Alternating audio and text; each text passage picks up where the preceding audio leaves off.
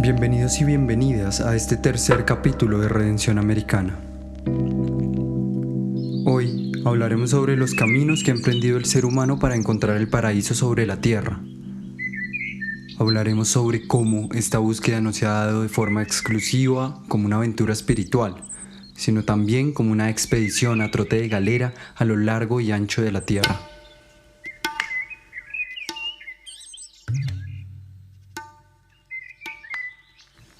El paraíso, durante mucho tiempo, fue el paraíso terrenal. No había pruebas, pero tampoco dudas, de que el lugar del que habíamos sido desterrados estaba en alguna tierra de difícil acceso, y esa posibilidad geográfica, de una tierra que está, pero no es, nos llenó de esperanza para ir en busca del paraíso. La curiosidad incesante y esperanzadora fue sembrada, en principio por el texto del Génesis. Este libro, aunque fue escrito en distintas etapas, era aceptado como una verdad en bloque y arrojó a los creyentes judio-cristianos algunas pistas de la ubicación exacta del paraíso en la tierra. En Génesis capítulo 2, versículos del 8 al 17, podemos leer los siguientes detalles del paraíso. El Señor Dios plantó un jardín del Edén y allí hizo germinar de la tierra toda clase de árboles agradables a la vista y apetitosos para comer. El árbol de la vida en medio del jardín y el árbol de la ciencia del bien y del mal. Un río salía del Edén para regar el jardín, y de allí se dividía en 4 brazos. El primero se llamaba Pisón, el que brota, y es el que rodea toda la tierra de Havilá, donde hay oro, y el oro de este país es puro. En él hay también bedelio y piedra de ónix. El segundo, de nombre Gihón, el saltarín, circunda toda la tierra de Cus. El tercero, de nombre Tigris, corre al oriente de Asiria. El cuarto era el Éufrates. El Señor Dios tomó al hombre y lo puso en el jardín del Edén para que lo cultivara y lo cuidara.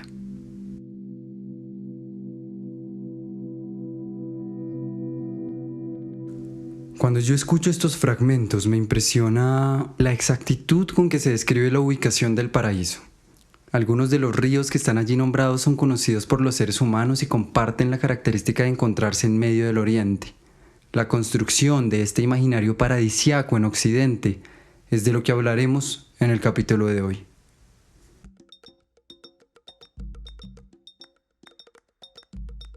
Para el alma intrépida de un expedicionario, no es necesaria más que un par de señas, 2 o 3 relatos, una coordenada, una pista o un rumor que le hagan sentirse con la suficiente confianza como para emprender una búsqueda.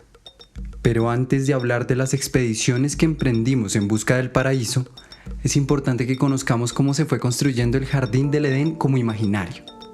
Para empezar, debemos recordar que durante varios siglos, algunos paganos del Imperio Romano tuvieron contacto con el mito del Génesis y se comenzó a dar un sincretismo entre las distintas concepciones de lo que llamaríamos el espacio originario. Un sincretismo es una hibridación o amalgama de 2 o más tradiciones culturales que con el tiempo se adhieren a un mismo universo representacional. El lugar que nos dio origen se comenzó a aparecer en las distintas tradiciones. Con el tiempo, la saciedad y la ausencia de peligros era uno de los puntos de intersección entre los distintos espacios originarios.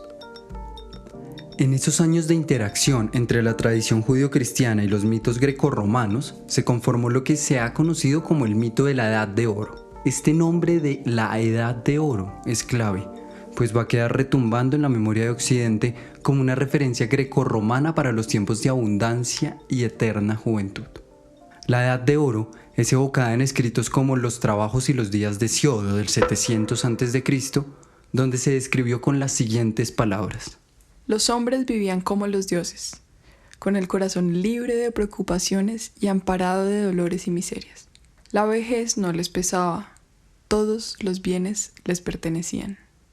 Otro nombramiento importante de este pasado enriquecido lo evoca Platón en su obra Política, donde trae a colación el reino de Cronos, donde se tenían abundantes frutos de árboles y una vegetación exuberante. Además de eso, en el reino de Cronos vivían desnudos, pues la temperatura era mesurada. Esa idea de vivir desnudo por una temperatura mesurada, por una eterna primavera, será primordial para el tema que venimos hablando. De estos recuerdos, del recuerdo del reino de Cronos o de la Edad de Oro, podremos ir hilando el referente mediante el cual la vegetación del trópico ecuatorial se convertirá, tras su encuentro con los europeos, en un referente clave para imaginar el paraíso terrenal. Tanto la vegetación como la constante temperatura mesurada y la desnudez de sus habitantes dará claves a los sacros teólogos del siglo XV para comenzar a ubicar el paraíso terrenal. Pero volvamos a la Edad de Oro. Por dar algunos ejemplos más, podríamos decir que fue enunciada en el Épodo 16 de Horacio, que fue escrito entre el año 42 y el 31 a.C. Allí, Horacio hace emerger del oeste del océano las Islas Fortuna. Por otro lado, la Edad de Oro también es nombrada en la Égloga cuarta de Virgilio, escrita entre el 41 y el 37 a.C., y en la Metamorfosis de Ovidio, escrita en el año octavo después de Cristo. En la Metamorfosis, Ovidio relata una época donde no existían leyes, tampoco había represión ni habían jueces, y por lo tanto no habían soldados ni habían impuestos. La tierra producía en abundancia sin ser cultivada y literalmente se afirmaba que la eterna primavera y los apacibles céfiros acariciaban con su tibio aliento las flores nacidas sin semilla. Lo que cuenta la tradición grecorromana suena atractivo, ¿no es verdad? Y se parece a lo que hemos venido construyendo como el lugar del Génesis hasta nuestros días. Sin embargo, antes de continuar, me gustaría que nos permitiéramos pensar un rato si el lugar que asociamos con el origen de nuestra propia biografía, con el origen de nuestra propia vida, también es abundante y abierto como el de las sociedades grecolatinas. Hagamos el ejercicio. Yo, por ejemplo, no me acuerdo del origen. Por más que lo intente, por más que apriete el párpado contra el lagrimal, no logro recordar cuando todo esto empezó. Esa inconsciencia me mantiene despierto, me obliga a imaginar el lugar del que vengo y al que retornaré. A veces he sentido que me confundo al caminar y tropiezo con mis pies que torpemente me dirigen hacia lugares ajenos, hacia lugares distantes. Por eso me veo obligado a derruir mis cimientos para dejarme ser en un lugar que resulte cálido y albergador. Supongamos, por un momento, que el origen es el vientre. Del vientre saltamos al agua que en su tibieza intenta simular la cueva originaria. Cuando no lo logra, explota el primer llanto. Bebemos de senos calientes y generosos. Dormimos en brazos que parecen cimentados en la fuerza más profunda del amor. El mundo por esos tiempos gira para nosotros. El lenguaje guarda la complejidad de las emociones primarias. Dormimos por horas y extendemos la mano para recibir un índice robusto, fuerte como una secoya roja. Le agarramos con el palmo entero. Es toda la seguridad que necesitamos en ese primer jardín abundante y abierto. En aquel jardín, en el jardín de esa primera infancia, todo lo vivo hacía parte del generoso devenir del mundo. Usted y yo éramos la misma cosa. Solo había un nosotros. Éramos el mundo. Hasta que un día levantamos la mano, la extendimos al cielo, y del cielo no llegó lo que estábamos esperando. La diosa madre también castiga y nos pide esperar. La espera se extiende y en su duración se disipa la esperanza. Esperar y esperanzarse entonces parecen una misma cosa. Se nos forma un burujo en la garganta. La saliva comienza a pasar con dificultad. Llega el primer ahogo. El no rotundo del deseo nos arroja la retadora obligación de construir la esperanza. Hay una idea que con necedad persiste. Mañana nos veremos con las manos llenas. El agua que se estanca en la garganta por el tapón del lenguaje nos obliga a llorar. Y de ese segundo llanto emerge una primera paradoja que nos aferrará y nos despedirá al mismo tiempo de la vida. Todo nace para morir. Todo retorna a su origen. Nada nos pertenece. Ni siquiera el cuerpo es propio. La carne comienza a aparecer como un contenedor que retorna a la tierra para que emerja un cuerpo nuevo que se engranará con lo viviente. Hacernos conscientes de esa paradoja, hacernos conscientes de esa relación con el origen, nos despide del Edén. La vida no es abundancia, no hay en ella nada que perdure, todo es flujo y reflujo, y de allí, de la interiorización de la muerte, misterio y terror que nos acompañará hasta el fin de los días, viene el sabor amargo de la sabiduría. Inicia la interminable búsqueda de sentido de un animal prodigioso con la incesante obsesión de querer perdurar, o lo que es lo mismo, la manzanita del Edén. La infancia es cálida, y es allí a donde queremos retornar en cada sueño. Es la única idea de abundancia y eternidad que nos queda. De ahí que este capítulo utilice el término de Mircea Eliade, la nostalgia de los orígenes, para hacer referencia a la construcción, obsesión y búsqueda del paraíso terrenal. Todos los imaginarios de la Edad de Oro que hemos nombrado al principio del capítulo comienzan a conformar uno solo. Con el tiempo, el lugar al que se desea volver se empieza a aparecer en todos los casos. Occidente pone un común acuerdo frente a las características de ese espacio originario, y su obsesión va aumentando entre la tardía Edad Media y el Renacimiento. Las pinturas de los Cranachs, tanto del joven como del viejo, reviven este imaginario con un proceso de ilustración que deja ver el baile, las fuentes de juventud, las fieras que aguardan junto a los humanos y el romance permanente. Especialmente tendremos que observar sus cuadros de 1530, que llevan como nombre la Edad de Oro. Estos serán nuestro punto de llegada para el siguiente capítulo. Esos símbolos se irán dotando de sentido a medida que desarrollemos las narrativas del paraíso. Tal y como lo hablamos en el capítulo pasado, con el andar, sobre todo con el andar de la Edad Media, los geógrafos se vuelven obsesivos con encontrar la ubicación de esa tierra de la que fuimos desterrados. Pero también así lo hacen los estudios teológicos, que se vuelven dogmáticos al desentrañar el lugar del origen. Un ejemplo temprano, ya del cristianismo y no de la cultura greco-latina, viene de San Hipólito, quien en el 235 escribía: Cuando uno ve con sus ojos los ríos que provienen del paraíso terrenal y que es posible contemplar todavía hoy, cada uno debe concluir que éste no está en el cielo, sino en la creación. Es un lugar del oriente y una región escogida. Asimismo, el obispo Epifanio afirmaba en el 403: El paraíso, de donde hemos sido expulsados, es el lugar donde salen el Tigris, el Éufrates y los otros ríos hasta aparecer aquí.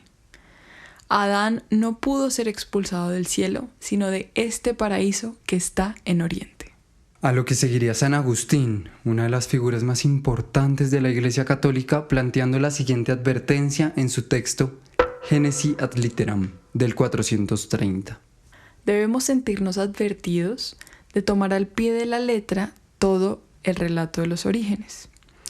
Un río nacía en el Edén, es decir, en un lugar de delicias, y regaba el paraíso, es decir, todos estos árboles frondosos, cargados de frutas que cubrían con su sombra el suelo de esta comarca. Y así, poco a poco, a través de una conversación incesante en Occidente, el paraíso terrenal se convierte en una obsesión. Isidoro de Sevilla, uno de los maestros de la Edad Media, escribe en el 636 que el paraíso es un lugar del oriente, sembrado con todo tipo de árboles frutales, y en él también está el árbol de la vida. Allí el frío y la canícula se desconocen. El clima es siempre templado. En el centro brotó una fuente que lo irriga todo y que al dividirse se forman 4 ríos. Después del pecado, el acceso a este lugar está prohibido al hombre por una pared de fuego con llamas que se levantan hasta el cielo. Igualmente, Pedro Lombardo, siguiendo esta imagen que se iba haciendo popular del paraíso, escribe en 1160: El paraíso se encuentra en la parte oriental del mundo, separado por un extenso espacio de tierra o de mar de las regiones habitadas por los hombres, y está situado a una altitud que alcanza el círculo de la luna, tanto que las aguas del diluvio no lo pudieron alcanzar. La idea de que el paraíso estuviera en las alturas es importante que se resalte. El paraíso se pensaba en lo alto para que hubiera sobrevivido al diluvio universal del que Noé partió con su descendencia, pero tenía que estar al mismo tiempo aparte de estar en lo alto, abastecido de frutas y fuentes fluviales, lo que parece una exigencia bastante grande para darse al mismo tiempo, por lo que ninguno de los picos del norte global daba pistas de llevar hacia él, y resultaría muy tentador asumir que la línea del trópico, con su geografía primaveral, sería un punto de referencia. Estas pistas son seguidas por una eminencia de la Iglesia Católica como Santo Tomás de Aquino, quien dedica al paraíso terrenal el tema 102 de su Suma Teológica y escribe: está separado de nuestro hábitat por ciertos obstáculos, ya sean montañas, mares o alguna región ardiente imposible de atravesar. Para más adelante afirmar: sea lo que sea, el paraíso fue situado en una zona templada. Puede ser bajo la línea ecuatorial o en otra parte de estas características. De la aceptación de esta geografía perduraron dos relatos populares en la Europa del momento. El primero de estos relatos son los viajes de Juan de Mandeville, quien para 1300 realiza un viaje por Levante, India y China, y describe lo que se le dijo en estos viajes del paraíso terrenal y la imposibilidad de llegar a su encuentro. Pero por otra parte, contamos con un fragmento de Imago Mundi del cardenal Pierre Dailly. Imago Mundi, a criterio del historiador francés Jean Delumois, era uno de los libros favoritos de Cristóbal Colón. El historiador francés ha tenido la oportunidad de atestiguar las múltiples anotaciones que éste realizó en un ejemplar de Imago Mundi que poseía impreso en Lovaina hacia 1483, y en este texto se repite múltiples veces y siempre en presente la evocación del paraíso terrenal. En él, Pierre Dailly afirma: hay una fuente en el paraíso terrenal que riega el jardín de las delicias y que se expande en 4 ríos. El paraíso terrenal es un lugar agradable, situado en ciertas regiones del oriente, a larga distancia por tierra y mar de nuestro mundo habitado. Está tan alto que toca la esfera lunar, y el agua del diluvio no lo alcanzó. Las aguas que bajan de tan alta montaña forman un gran lago, y este lago, como de una fuente principal, se cree provienen de los 4 ríos del paraíso: el Pisón, es decir, el Ganges; el Gihón, que no es otro que el Nilo; el Tigris y el Éufrates, aunque tal vez sus fuentes parezcan encontrarse en varios lugares. De la mano de estas descripciones partían en los puertos europeos marineros y expedicionarios encandilados con la idea del paraíso. Asimismo, los estudios sobre el Edén terrenal buscarían cada vez más exactitud en sus descripciones, y un ejemplo de esto es el capítulo 3 de la Ópera Omnia de Francisco Suárez, un autor clave para esta búsqueda del paraíso, quien escribió en 1751: un lugar tan alto no habría sido saludable ni adaptado al hábitat humano, tanto por la proximidad al sol, de las estrellas y del elemento ígneo, como por la agitación perpetua del aire provocada por el movimiento del cielo. Para más adelante afirmar que es probable que en su amplia superficie ciertas partes fueran más altas que otras, pues la variedad contribuye al placer de los cuerpos, así como a la belleza y a la fecundidad del lugar. con esta búsqueda de precisión, en su texto Historia Sacra Paradisi Terrestris de 1649, el historiador italiano Agustino Inveges intentaría dar cuenta hora a hora de cómo se desarrollaron los días en el paraíso. Así, anticipándose por lo alto a los diarios de Adán y Eva que escribiría Mark Twain en 1906, Inveges decía: Viernes 25 de marzo, sexto día de la creación. Al amanecer, creación de Adán en el paraíso del Edén. Hacia las 9 de la mañana, Dios lo introduce en el paraíso terrenal. De las 9 a las 11 de la mañana, paseo de Adán en el bosque paradisiaco. Recibe del Señor 2 órdenes: cuidar el jardín y vigilarlo. Hacia las 11 de la mañana, Adán llega al centro del jardín y recibe otros 2 mandamientos: comer de todos los frutos, menos del árbol del conocimiento del bien y del mal. De las 12 a las 3 de la tarde, todos los animales son llevados a Adán, quien les da un nombre. De las 3 a las 4 de la tarde, sueño de Adán y creación de Eva. Hacia las 4 de la tarde, boda de Adán y Eva. Sigue una semana de felicidad. Y aunque esto podría asumirse como el tope de la obsesión, Agustino Invejes también tendría la seguridad suficiente como para describirnos físicamente a Adán y a Eva. Frente a Eva, en la página 153 de su Historia Sacra podemos leer: era de estatura media o un poco por encima de la media.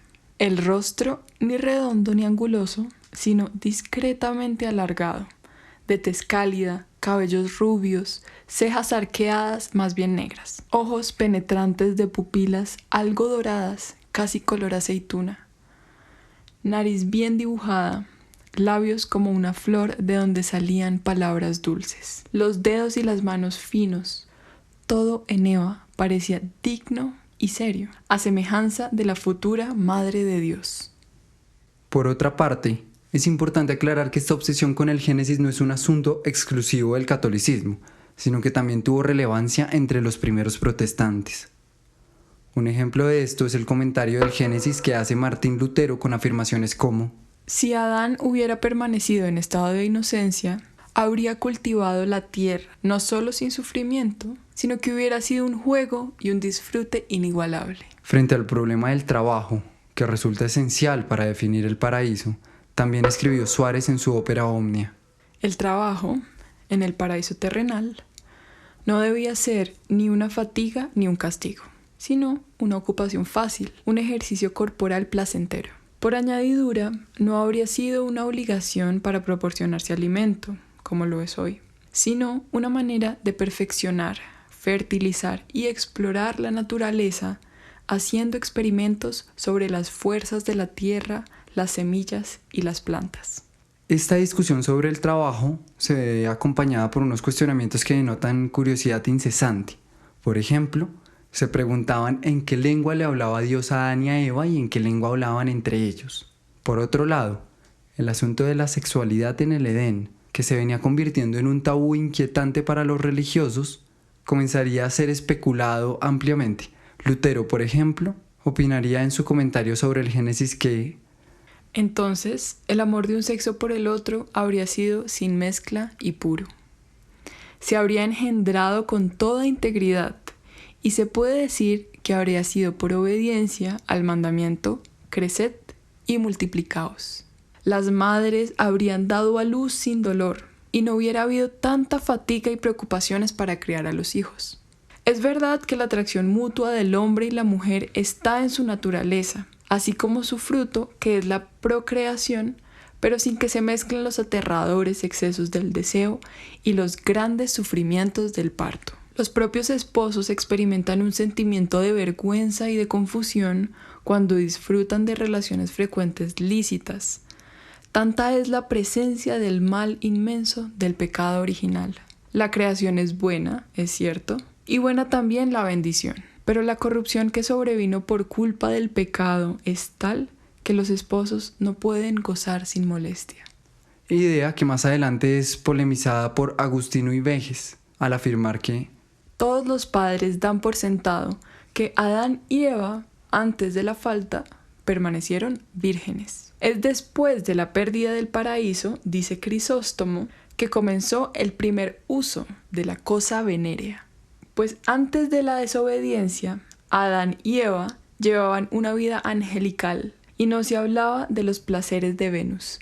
es importante que recordemos que la mayoría de estas discusiones estaban sostenidas por eminencias del catolicismo como San Agustín. La discusión sobre la sexualidad, por ejemplo, que parece ser una de las mayores obsesiones a la hora de preguntarse por el lugar del origen, no sería una excepción. San Agustín afirma en el libro 14, capítulo 26 de la Ciudad de Dios que el esposo habría fecundado a la esposa sin el aguijón de una pasión seductora, en la serenidad del alma y la integridad perfecta del cuerpo. Si la experiencia no puede mostrárnoslo, no es una razón para dudar, porque estas partes del cuerpo habrían sido excitadas no por un ardor inquietante, sino empleadas según las necesidades gracias al dominio de sí mismo. Así, la semilla del hombre habría podido ser comunicada a la esposa conservándole su virginidad, como sucede con el flujo menstrual que puede pasar sin afectarla. Estos textos, el sincretismo con la edad de oro del mundo grecolatino y la unión que se daría entre los conceptos de Edén y paraíso a partir de las migraciones musulmanas al sur de Europa, nos permiten entender por qué el lugar originario es un lugar de la virginidad y la inocencia, pero al mismo tiempo se caracteriza por sus placeres, su abundancia y su apertura.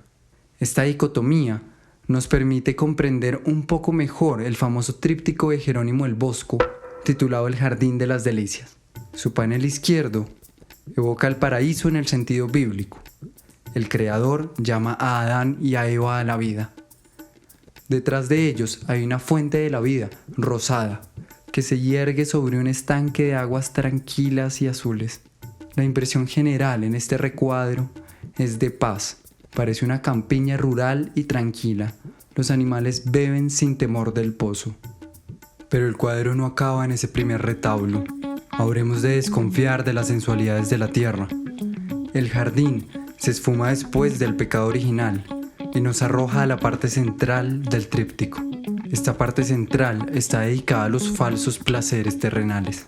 Presenta de nuevo una fuente, pero esta vez de la juventud y no de la vida, ni del bien y del mal. Es el estadio de la vida donde la piel tersa y sensual es lo que empieza a importar. En la fuente retosan mujeres lindas, blancas, negras, morenas. Frutos deliciosos, flores coloridas y delicadas que evocan miniaturas persas, creando una atmósfera de fascinación y placer. Pero la intrusión de lo sombrío e incluso de lo obsceno indica que se trata de un falso paraíso. A través de un tubo de vidrio, un rostro mira a una rata bajo la esfera de cristal donde dos amantes se acarician. A la izquierda, el búho gigante representa el ave de Satanás, mientras a la derecha, un hombre inclinado se precipita a un abismo.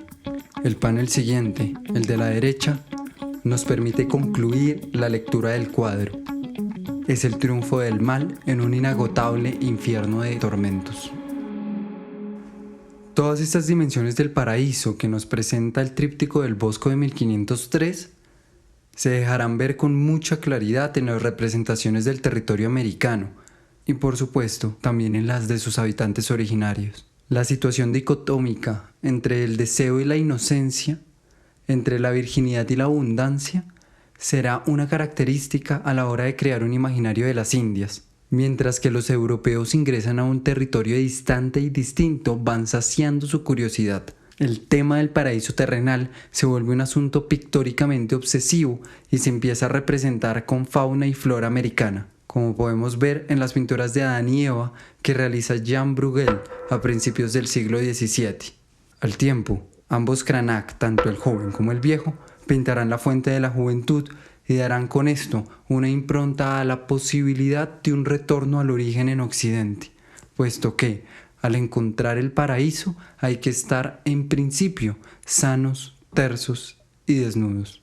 Antes de culminar, me parece muy importante dejar claro que en este capítulo hemos estado referenciados y por tanto agradecidos con los estudios del historiador francés Jean Delumois, especialmente con su texto En busca del paraíso y su Historia del paraíso dividida en 3 tomos. Los relatos e imágenes que hemos citado son apenas algunos de los miles que contribuyeron a la formación de un imaginario del paraíso terrenal. Estas características, como lo veremos en el capítulo siguiente, encontraron ecos muy fuertes en el encuentro con Abya Yala, la tierra viva, madura y en florecimiento de los indígenas que ocupan el 4º bloque de tierra aparecerá al viejo continente como una puerta al paraíso y se construirá a partir de este imaginario que le era ajeno y que se venía construyendo milenios atrás en el Mediterráneo.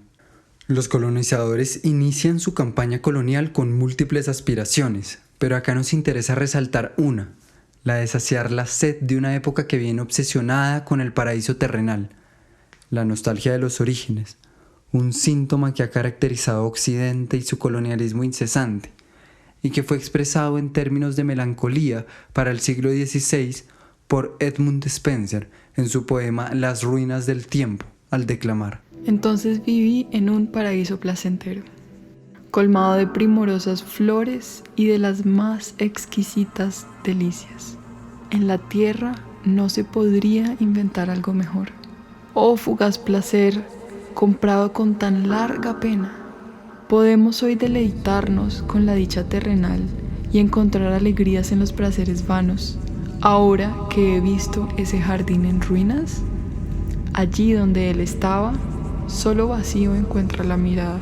Yo antes que había contemplado sin igual belleza, imposible ahora contener las lágrimas.